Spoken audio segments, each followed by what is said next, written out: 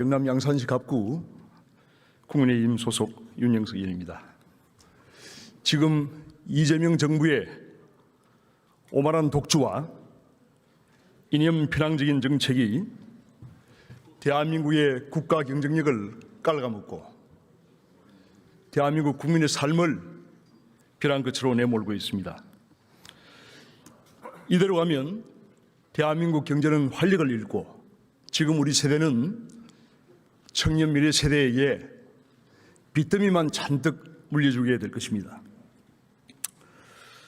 정부는 더 이상의 독선과 아집을 멈추고 이제라도 협치의 목소리에 귀를 기울여 주시기 바랍니다. 오늘 본의원은 정부의 실정을 엄중하게 따지고 대한민국이 나가야 할 올바른 경제정책의 방향을 국민 여러분께 말씀드리고자 합니다. 총리께 질문 드리겠습니다.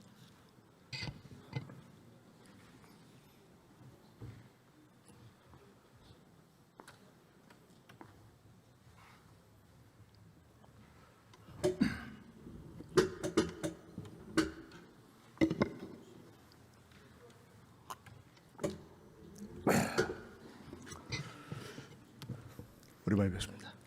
네. 총리께 질문 시작을 하기 전에 어제 제가 그 대정부 질문 듣다 보니까 우리 총리님께서 그 국민의힘의 박충근 의원 질의에 대해서 혹시 어디다 대고 이런 말씀을 하셨습니까? 네, 했습니다. 그 좀 잘못한 거 아닌가요? 왜냐하면은 박충근 의원이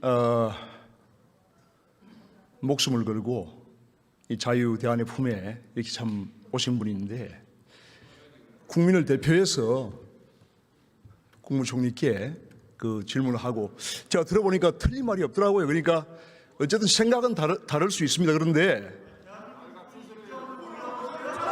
그 내용을 보세요. 아니 내용을 보시라. 내용을 보시면은 의원님들 그냥 내용을 보시면은 그게 국군을 모욕을 하는 그런 발언이 전혀 아닙니다. 그러니까 여러 가지 우리 박충근 의원은 북한의 실정이나 그런 그 북한이 우리 대한민국을 가하는 여러 가지 안보 위기에 대해서 잘 할 거 아닙니까? 그렇기 때문에 거기에 걱정을 하고 우리 대한민국이 안보를 튼튼히 해서 그런 문제가 없도록 하자는 그런 취지로 질문을 한 겁니다. 너무 과도했다고 생각하고 윤 의원님께서 이렇게 선의로 해석해 주시는 것은 제가 감사하게 받아들이고요. 네, 말씀처럼 맥락을 정말로 한번 확인해 보시면 문자 그대로 우리 근에 대해서 사실은 용인하기 어려운 그런 표현. 총리님의 평소에 그런 참 인품을 볼 때 좀 과도했다고 생각이 들고요. 네, 저도 제 평소에 쓰지 않는 정도의 톤을 높였습니다. 제가 생각에는 사과를 하셔야 될 그런 대목이 아닌가 생각하고 오늘 기회가 되시면은 꼭 사과를 해주시길 바라고 저는 권력은 강물과 같아야 한다고 생각합니다. 강물이 모든 산골짜기의 그 물을 다 담을 수 있는 것은 강물이 가장 낮은 곳에서 흐르기 때문에 그렇습니다. 그래서 강물 같은 권력자가 되시길 바랍니다. 어제 겸손하게 하십시오. 박충건 의원께서 제게 상당히 모독적인 발언을 하신 것에 대해서는 제가 넘어갔습니다. 그렇지만 대한민국 국군에 대해서 김정은 신기보호 외에는 아무것도 없다라고 표현한 것을 제가 총리로서 이 자리에서 그냥 넘겼다면 저는 어떻게 보면은 공직자로서 그 내용을 파악을 해보시고 생각합니다. 그 내용을 파악을 해보시고 제가 다 기억하고 박충근 의원의 그러한 진정성이 있다면은 사과를 하시기 바랍니다. 온 국민이 다 보셨기 때문에 박충건 의원께서 사과를 상당히 참 그 잘못됐다고 생각합니다. 저 개인에게 어떤 경우에도 대한민국 어떤 경우에도 향후에 국무총리나 국무위원들이 국민의 그 국회의원을 국민을 대표하는 국회의원을 모독하는 그런 일이 있어서는 안 된다고 저는 생각합니다. 국회의원 얘기를 떠난 겁니다. 모독하는 것은 용인할 수 없다고 생각합니다. 자, 그런데 총리는 너무 그 저희 국회의원들이 말에 다 그 말꼬리를 잡고 사사건건 그렇게 다 이렇게 그걸 합니까? 제가 사사건건이 제가 그 말씀드리잖아요. 아니라는 건 잘 아실 거라고 좀 생각합니다. 포용의 그런 마음을 가지시고 겸손하게 좀 하십시오. 권력 행사를. 제 평소의 스타일을 아실 테니까요. 자, 질문하겠습니다. 지금 그 대한민국의 국가 채무 비율이 지금 급속도로 증가하고 있습니다. 2025년 한 해만 해도 한 140조, 지금 올해 지금 50% 이상 GDP 대비 올라갈 것이고 2030년 이재명 정권 마지막 해에는 거의 뭐 60% 이상, 이게 이제 상당히 그 OECD 국가의 그 비기축 통화국의 그러한 그 기준으로 볼 때는 상당히 높은 겁니다. 그리고 우리나라가 지금 현재 저출산 고령화로 상당히 생산 가능 인구 감소하는 그런 형국이기 때문에 이 국가 부채 관리 잘 하셔야 됩니다. 그래서 그에 대한 한번 계획을 좀 말씀을 해 주시기 바랍니다. 국가 부채에 대한 의원님의 걱정에 대해서는 공감합니다. 국가 부채가 늘어나는 것에 대해서 별일이 아니다 이렇게 생각하는 사람은 흔히 이야기하는 정치적 보수 진보 또 경제적으로 어떤 입장을 취하든 간에 없을 것이라고 생각합니다. 그렇지만 저희가 경제를 보는 데 있어서는 부채뿐만이 아니라 성장률을 포함한 여러 가지를 보는 것 아니겠습니까? 현 시점에서는 사실은 부채 이상 훨씬 더 우리가 주목해야 될 점은 성장률의 마이너스를 돌려놓는 일이라고 생각하고 그것에 저희는 역점을 기울이고 있고 다행히 현 시점에서는 부채가 비교적 다른 나라와 비교할 때 관리 가능한 수준에 있기 때문에 아직 상대적으로 과한 수준에까지 달하지는 않았다고 보기 때문에 성장률을 회복시키면서 걱정하시는 부채 문제를 관리해 가는 것이 현 시점에서는 적절한 정책이 아닌가 생각하고 있습니다. 우리나라가 잘 아시는 대로 무역 중심의 그러한 국가입니다. 그래서 수출 주도형 경제 성장을 불가피하게 할 수밖에 없습니다. 그런데 지금 이제 무역 의존도가 한 75% 정도 되는데 최근에 그 대중국 그리고 중국과의 무역에 상당한 그 적자가 지금 발생을 하고 있어요.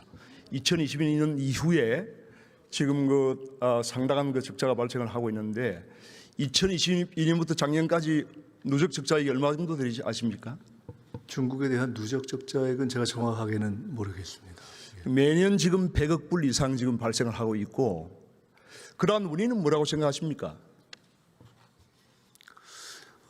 그 이유를 한 가지로 말씀드리는 것보다는 사실 아시다시피 기본적으로 현재 우리가 미국, 중국, 일본을 둘러싼 환경에서 우리가 중국에 대해서 산업적으로 앞서고 있다라고 자신 있게 말할 수 있는 시기가 이미 상당히 지나가고 있지 않습니까? 그리고 그 우리와 한중 간의 무역의 어떤 구성에 있어서도 우리가 그다지 유리하지 않은 이런 것들이 복합적으로 작용하고 있다고 생각합니다. 그런 여파로 지금 제조업체 수가 뭐 1년에 몇만 개씩 지금 사라지고 있습니다. 최근에 한 4, 5년 사이에 거의 한 10만 개 정도가 지금 사라지고 있는 상황인데 물론 중국 변수만은 아닙니다만은 이런 것을 눈여겨봐야 되고 그 반면에 이제 지금 미국에 대해서는 우리가 막대한 그 무역 흑자를 지금 거두고 있습니다. 연간 한 어느 정도 될 거라고 생각을 하십니까? 네, 그 지금 거의 뭐 우리가 미국이 이번에 한미 관세 협상 문제를 제기한 것도 FTA 체결 이후에 그간에 미국이 사실은 흔히 예상했던 것과는 달리 오히려 무역 적자를 계속 봐왔다는 미국의 판단이 작용하고 그것을 일종의 만회하려는 요구를 했을 만큼 우리가 미국에 대해서 무역 흑자를 상당 정도 지속적으로 가져온 것은 사실입니다. 네, 저는 총리께서 잘 그 파악을 하고 계시다고 생각합니다. 그래서 미국에 대해서 우리가 지금 중국에는 매년 100억 불 이상의 지금 적자를 지고 있고 이것이 지금 고착화되고 장기화 지금 되고 있습니다. 그런데 반면에 미국에 대해서는 매년 400억 불 이상 이것이 굉장히 늘어나고 있습니다. 그러니까 중국의 대미 수출액은 지금 급감하고 있고 대한민국의 대미 수출액은 지금 급증하고 있습니다. 이러한 것이 여러 가지 어떤 미중 패권 경쟁의 그런 구도에서 우리가 반사적인 이익을 얻은 그런 부분도 있다는 것을 우리가 사실은 우리도 알아야 됩니다. 그렇기 때문에 그런 부분에서 미국이 지금 매년 세입은 5조 원, 세출이 지금 미국이 한 7조 원 됩니다. 그런 엄청난 그 재정적 속에서 미국이 관세 이런 압박을 한다는 부분도 일면 그러한 부분을 우리가 이해를 해야지만 이러한 문제를 풀 수 있다는 거죠. 그래서 그러한 부분에서 좀 인식을 저는 정확히 하고 계신다고 생각을 합니다.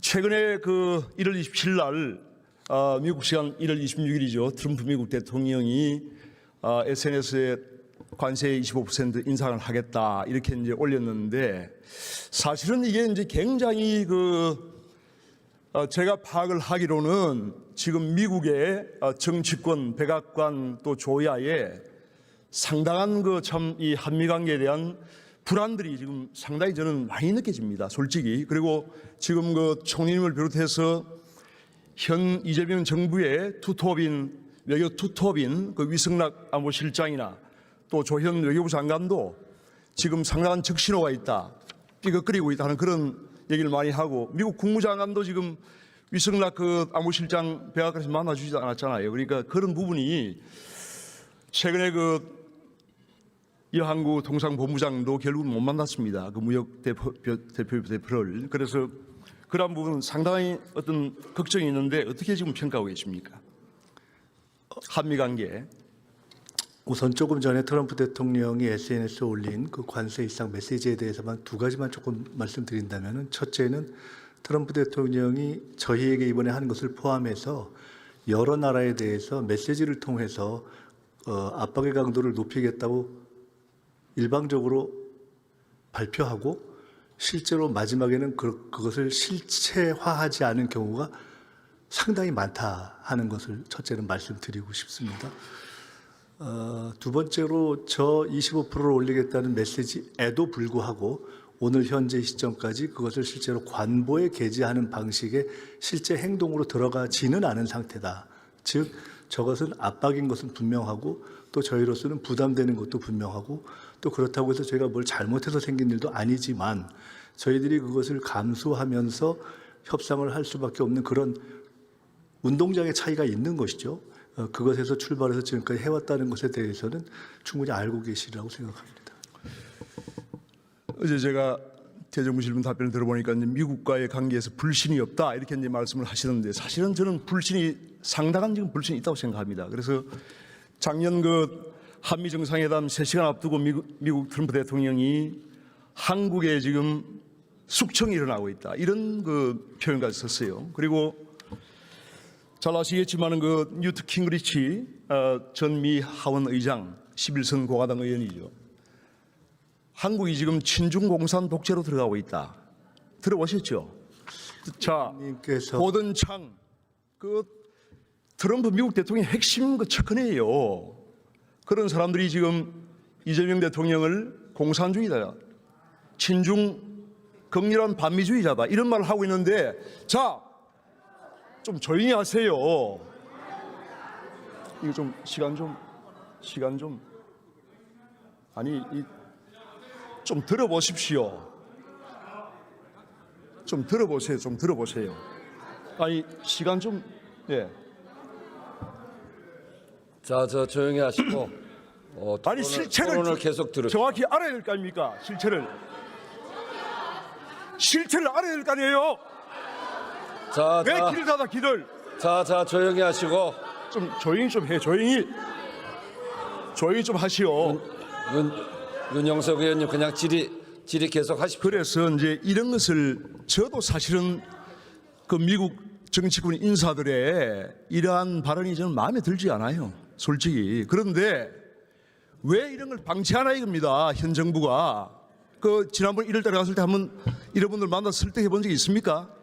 조금 전에 의원님께서 이 의석에서 문제 제기하시는 의원님들을 향해서 실태를 정확하게 알아야 된다라고 말씀하신 것에 대해서 굉장히 공감합니다.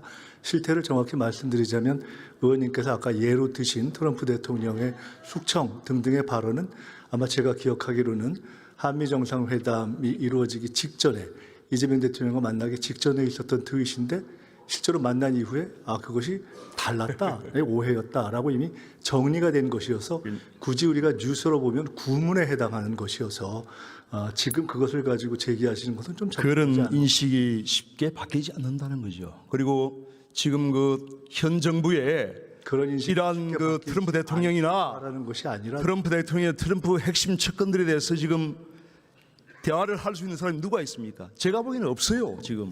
많이 있습니다. 위성락 안보실장, 마크 루비오 국무장관 문전박대 당했잖아요. 며칠 전에 경우가 있고요. 지금 우리 통상본부장이 문전박대 당했지 않습니까? 왜 그런 걸 외면하세요? 외면. 저희들 노력을 하란 말입니다. 노력을 이해를 시키고 설득하기 위해 노력을 하라는 거예요. 그간 만나온 정말 참- 접촉이 있습니다. 총리님, 진정성을 가진 노력을 하셔야 됩니다. 이 구분이 걸린 문제입니다. 하고 있습니다. 구분이 걸린 그 문제예요. 한미 간에 지금 의원님께서 파악하고 계시지 않은 많은 대화의 채널이 있습니다. 제가 확실하게 말씀드립니다. 꼭 좀 그렇게 해주시길 바랍니다. 네, 총리, 예, 들어가시면 좋겠습니다. 다음 김정관 산자부 장관님.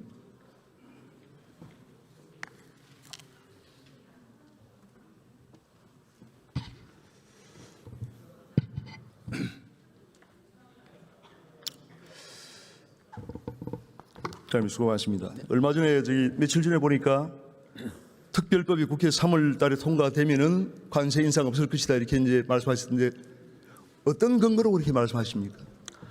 트럼프 대통령의 1월 27일자에 보면은 국회가 입법을 지연하고 있어서 국회가 안 되고 있어서 했다는 말씀이 있었고요. 조금 전에 제가 그 이후에 제 카운터파트인 미국 러트닉 상무부 장관하고 만나고 왔었습니다. 지금도 계속 대화 중에 있고요. 그 상무부 장관도 한국에서 입법이 되면은 좋겠다. 입법이 되면은 관세가 다시 정상화될 수 있는 길이 있다. 그런 이야기를 대화를 하고 온 적이 있습니다. 그런데 조현 외교부 장관은 그 비관세 장벽에 관한 협상이 지금 안 되면은 특별법이 되더라도 안 될 수 있다 이런 발언을 했지 않습니까? 그거하고 어떻게 지금 상체가 되는데 어떻게 해석을 하십니까? 그러니까 저도 어제 기자분들도 그런 이야기를 많이 했었는데 우리도 어떤 상황이 발생을 하고 나면은 그것과 연관되는 분야에서도 계속 그것과 관련해서 본인들의 문제를 해결하려고 하는 노력들이 많이 있는 걸로 알고 있습니다. 물론 비관세 장벽 관련해서 한미 간의 여러 가지 이슈는 있긴 하지만 그건 그 트랙을 통해서 관리 가능하다고 저희는 생각하고 있습니다. 예, 그 장관님의 그러한 그 자신감이 결코 헛말이 되지 않도록 잘 관리를 해주시기 바랍니다. 네, 그렇게 하겠습니다. 최경무 장관님, 네, 발언 내려놓으십시오.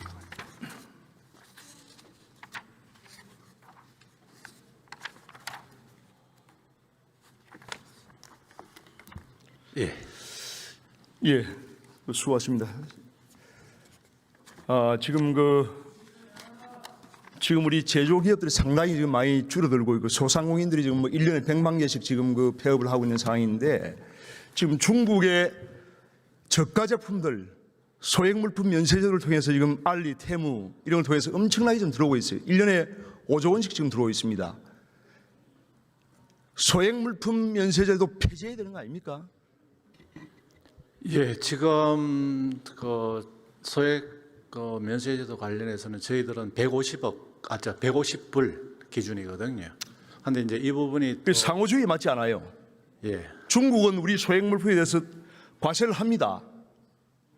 상호주의 안 맞잖아요. 미국도 지금 다 폐지했고 EU도 지금 다 폐지합니다. 어떻게 하시겠습니까? 예, 지금 중국은 저희 소비세를 70%, 30%만 면제하고 있는데 또 저희들이 좀 한 가지 애로는 또 우리 국민들이나 소비자들이 또 150불 내외의 어떤 소액 물품을 이렇게 하는 것에 대해서 만약에 저희들이 이제 또 관세를 부과하게 되면 가격이 올라가니까 또 그런 분들의 어떤 애로가 있다는 점도 지금 100만 개씩 없어지는 소상공인 또 이 제조업자들 중소 보호가 우선입니다. 깊이 검토를 해주시길 바라고요. 네네. 최근에 지금 일본 자민당이 이번에 70%의 의석을 얻었는데 가장 중요한 공약이 소비세 면제입니다. 그런데 지금 우리 단순 가공식품 소비세 지금 이번에 매기죠. 김치, 두부, 등등, 된장, 고추장, 간장 다 지금 과세하겠다고 하는데 거꾸로 가는 거 아닙니까 이거? 민생이 이렇게 어려운데. 예, 그 부분은 이제 작년까지 이제 일몰이 종료가 돼서 이제 금년부터 아마 지금 과세가 되고 있는데요. 저희들이 시장 상황을 좀 보고 또 여러 가지 정책 판단을 필요하다는 하도록 하겠습니다. 네. 네, 시간이 다 됐네요. 네, 들어가 주시기 바랍니다.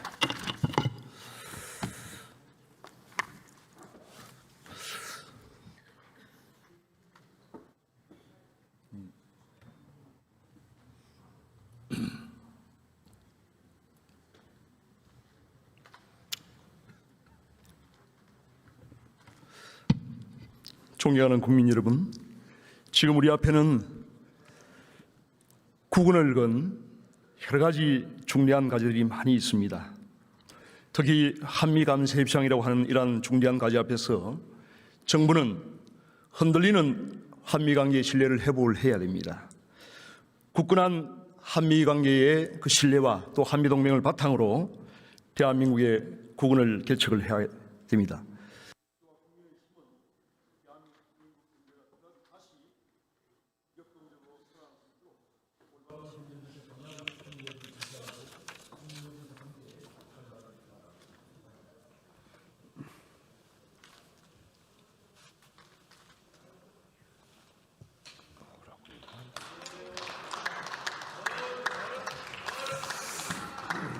네, 윤영석 의원님 수고하셨습니다.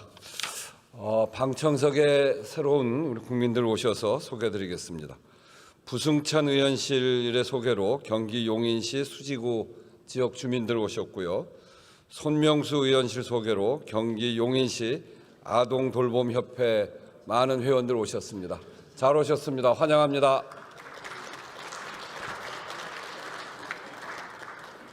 다음은 경기 성남 수정구 출신의 더불어민주당 김태년 의원 나오셔서 질문해 주시기 바랍니다.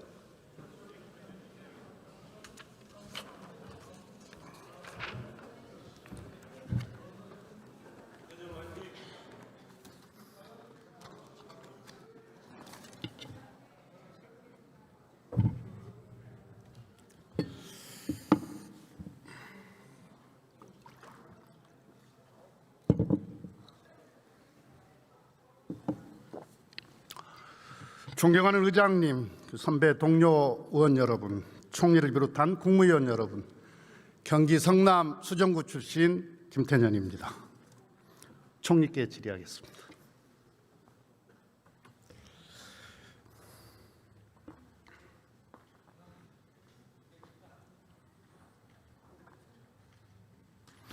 수고 많으십니다. 네. 이 자리에서 이렇게 마주보고 서 있으니까 좀 어색합니다. 어느 정부든지 간에 첫 총리가 참 힘든 것 같아요.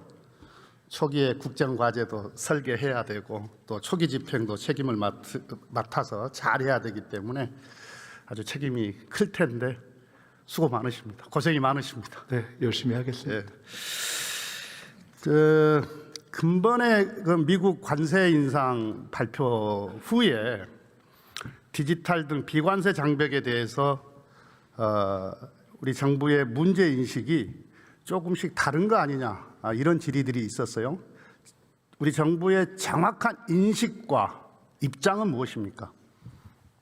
결론부터 말씀드리면은 이번에 기존에 합의됐던 어떤 틀에도 불구하고 관세 인상 압박이 다시 제기된 것에 직접적인 이유에 대한 저희의 종합적 판단은 지금까지 누차 말씀드린 대로 트럼프 대통령이 제기한 바 있는 입법 지연, 첫째 입법 지연, 그렇게 되니까 투자 프로젝트 결정 지연, 그렇게 되니까 자금 납입 지연, 이것이 가장 거의 100%다 이렇게 보고 있습니다. 다만 여러 사람이 있으면 관심사가 여러 가지 있는 게 당연하지 않겠습니까? 그런 가운데 어떤 경우에는 뭐 비관세 장벽에 대한 문제의식을 강하게 갖고 있는 경우도 있고 또 다른 문제에 대한 관심을 갖고 있는 경우도 있어서 이런저런 정보가 부분적으로 표출된 것은 있지만 종합된 결론은 아까 말씀드린 대로이다. 그래서 특별히 지금 비관세 장벽 문제에 대해서 저희들이 기존의 판단을 바꿀 만한 그러한 상황에 있는 것은 아니다. 이렇게 말씀드리겠습니다. 그러니까 하나는 특별법 제정으로 대응하는 것 하나가 네, 그것이 있고, 기본입니다. 예, 비관세 장벽은 우리 측의 이행 조치 등에 대해서 성실히 협상하고 또 계획도 설명하고 그렇습니다. 이렇게 해서 안정적으로 관리하겠다. 네, 네. 이게 정부의 인식이고 입장인 앞으로의 거죠. 대처 방향이다. 네. 예. 지금 우리 주식시장이 아주 좋습니다. 예. 네. 새 정부의 여러 경제 정책에 대한 시장의 신뢰가 회복이 되었다 이렇게 평가할 수도 있을 텐데요. 뭐 다른 요인도 있겠습니다만은 코스닥 시장 개편과 관련해서 질의를 좀 하겠습니다. 우리 코스닥의 모델은 나스닥이었잖아요. 그러니까 기술 혁신 주도 상장 회수 시장 아니겠습니까? 그런데 그래서 우리 코스닥 시장을 보면은 기업수, 상장 기업수로 보면은 한 2,000개 가까이 돼요. 1,916개쯤 됩니다. 이게 기술 상장 기업 거래소 가운데 전 세계에서 한 두 번째 정도 되는 거거든요. 숫자로는. 그런데 이 코스닥의 시총은 우리 전체 주식 시총의 한 14% 이 정도밖에 안 되는 겁니다. 그러니까 이 말은 곧 혁신 시장으로서의 역할과 기능을 충분히 발휘하지 못하고 있다. 이렇게 봐야 되지 않겠어요? 그렇습니다. 나스닥을 보면 이른바 테크 기업들, 빅테크 기업들, 엔비디아, 마이크로소프트, 애플, 아마존, 메타, 알파벳 다 이거 나스닥에 있거든요. 근데 그래서 이 나스닥 같은 경우에는 뉴욕 거래소보다 시총이 더 많아요. 더 커요. 근데 이제 우리 코스닥을 보면 코스닥에서 상장을 해서 일정 규모가 되면은 다 코스피로 이전 상장을 하고 있는 현실입니다. 네이버도 그랬죠. 카카오도 그렇죠. 셀트리온, 포스코, 비처, M 한 31개 기업이 아마 그랬을 거예요. 그랬습니다. 예, 또 다른 유니콘 기업들은 우리 코스닥 시장을 피해서 나스닥에 직접 상장하는 경우들도 있습니다. 그리고 역대 처음에 이제 우리가 코스닥 처음에 설립됐을 때 하고 지금의 코스닥의 이 시총을 보면 이 오르질 않고 있어요. 아주 플랫합니다. 그래도 코스피는 그 기간 동안에 코스피는 상당히 성장을 했는데 코스닥은 그냥 평평해요. 뭔가 개선해야 되지 않겠습니까? 그렇습니다. 말씀하신 대로 코스피는 여러 가지 상황, 정책 또 심리 이런 것들이 종합돼서 상당히 호전되고 있는데 그에 비하면 코스닥은 뭐 거의 잠자고 있는 상태이고 그 근본에 있어서는 그 구성 요소에 있어서의 기업의 부실 어떤 비중이 많은 것 이런 것들이 작동을 하고 있는데요. 정부에서 특히 대통령께서 코스피가 상당히 이렇게 호전되고 있는 상황에서 이제 코스닥을 좀 신경 써야 된다라는 말을 직접 하신 거를 제가 들었습니다. 그리고 정부 내에서도 그 문제에 대한 관심을 갖고 지금 대통령실에서도 정책실을 중심으로 해서 이 개선 방안을 고민하고 있고 그 사실은 코스피가 개선되는 과정에서 의원님들이 내주신 상법 개정안 등등이 상당히 작동한 거 아니겠습니까? 그래서 코스닥의 개선에 있어서도 의원님들의 다양한 지혜와 아이디어가 입법으로 반영되면 좋겠다는 생각을 하고 있습니다. 그래서 이제 우리 금융위에서도 부실기업 조기 퇴출, 상장 폐지 기준 강화, 시장 감시 체계 고도화 이런 보완 조치들을 해보겠다. 그러니까 지금 구조에서 어떻게든 조금 개선해 보겠다 이런 계획을 가지고